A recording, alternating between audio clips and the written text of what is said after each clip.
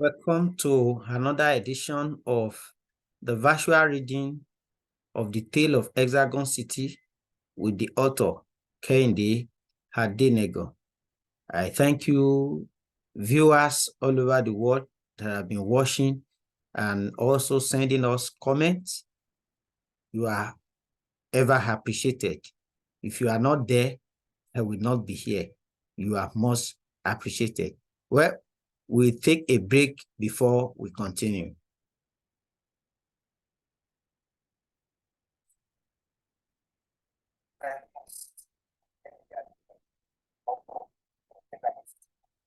Have you seen this either read online or offline? All right, we encourage you to read the Tale of Hexagon City.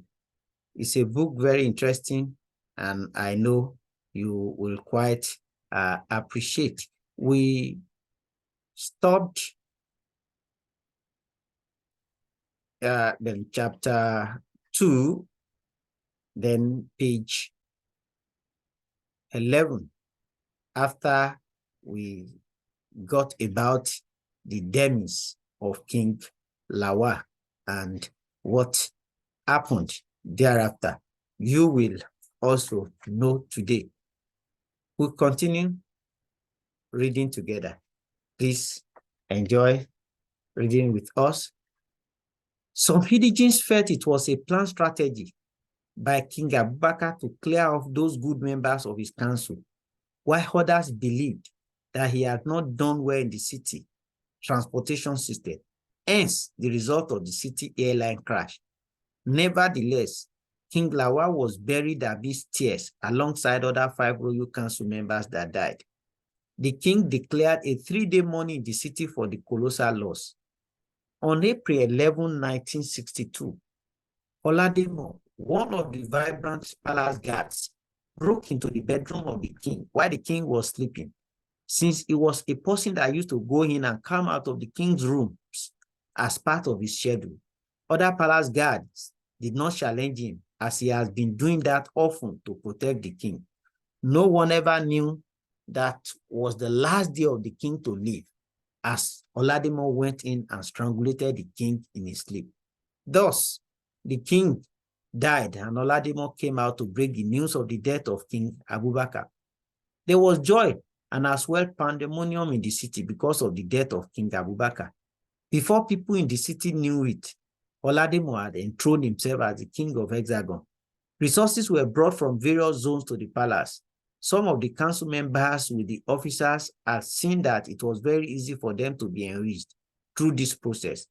This led to a situation where King Abubakar was killed. The new king, Olademo, started reigning with tyranny, and because of his quest to become rich very quickly, he diverted the resources of the center outside the city to neighboring cities in his name and in the name of his family and friends. He had quickly appointed to rule the city with him. He appointed Abimbola his queen as the first time of the female series in the city. With this title, Abimbola was consequently put in charge of the city market and agricultural produce by her husband. The king, she decided goods to be sold and determined the profits coming to the palace and that of the market women without any standard ratio. The magnitude of the suffering was of the highest degree, such that the citizens again adjudged the reign of the previous king as better than Abubakar's reign of tyranny. The people of the city groaned and became perplexed because of the situation. But for fear of the king, who had secured both central and local guards in securing the palace, people could not approach the king easily. There came a day, on June 12, 1963, the king organized a get-together for sub-zonal leaders, zonal leaders, and businessmen in the city. Make your community requests, and I will grant such requests. Tell me how you feel about my reign.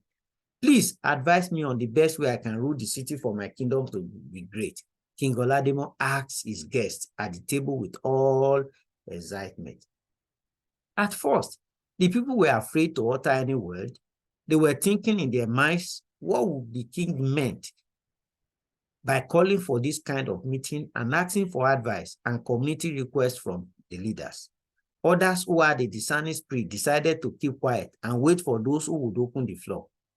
Chidume and Ayeni opened the floor by letting the king know that the people in the city were not happy about his leadership, and they pleaded with him to temper justice with mercy. O king, kindly rule with peace, justice, equity, and fairness. Ayeni submitted. The messages of these two leaders touched the people who were in attendance, as they had spoken the truth and had hit the nail on the head. Others became afraid to also talk about the two speakers had spoken well, and they did not know how the king would take it. Are there others who would still like to also make additional comments or ask other questions? King Oladimon asked. There was complete silence to the extent that if a pin dropped in the palace meeting hall, it would have been heard.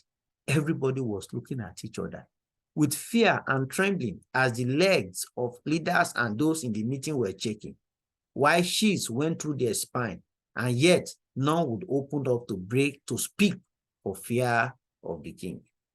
When there was nobody to speak again, King Oladimon spoke in his majesty and said, I have deliberately called you to know those who are really behind making my kingdom to be ungovernable for me.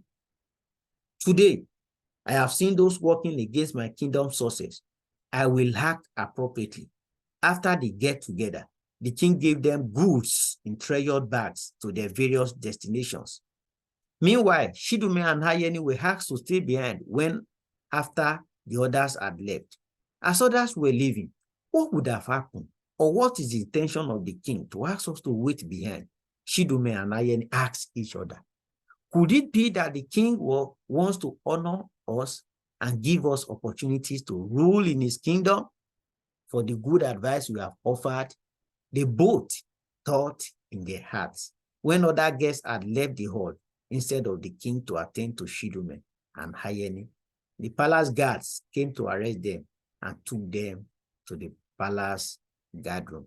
We'll stop here today and we'll continue from chapter 3 next time.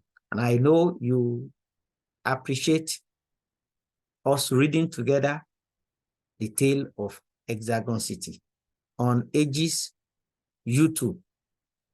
You are most appreciated. And of course, if you are not there, we cannot be here. And this reason, we quite appreciate you for all you are doing and for your comments, for everything we have enjoyed from you. And I do hope very sincerely you will also share with others so that others can as well enjoy this with us. Thank you. Have you heard about a new book titled The Tale of Hexagon City? The Tale of Hexagon City is not just an ordinary storybook, but educative, inspiring, and informative.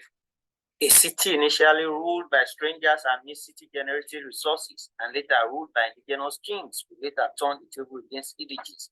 The experience was unpalatable in the sequence of kingship rules that the city bounced back, and the rest is a story as a news. Thank you, friends, and thank you all over the world.